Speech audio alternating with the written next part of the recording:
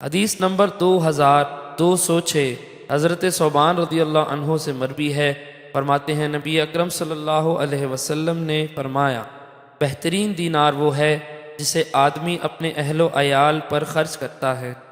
اور وہ دینار جسے وہ اللہ کی راہ میں اپنی سواری پر خرچ کرتا ہے، وہ دینار جسے وہ اللہ کی راہ میں اپنے ساتھیوں پر خرچ کرتا ہے۔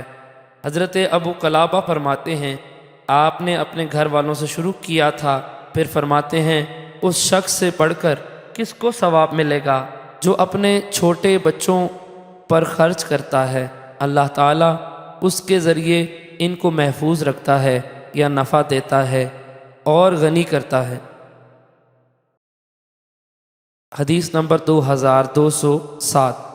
حضرت ابو ہریرہ رضی اللہ عنہ سے مروی ہے، فرماتے ہیں رسول اکرم صلی اللہ علیہ وسلم نے فرمایا، ایک دینار وہ ہے جسے تم اللہ تعالیٰ کی راہ میں خرچ کرتے ہو، ایک دینار وہ ہے جسے غلام آزاد کرنے میں خرچ کرتے ہو، ایک دینار وہ ہے جسے تم کسی مسکین پر خرچ کرتے ہو، اور ایک دینار وہ ہے جسے تم اپنے اہل و عیال پر خرچ کرتے ہو۔ سب سے بڑا اجر اس کا ہے جسے تم اپنے گھر والوں پر خرچ کرتے ہو۔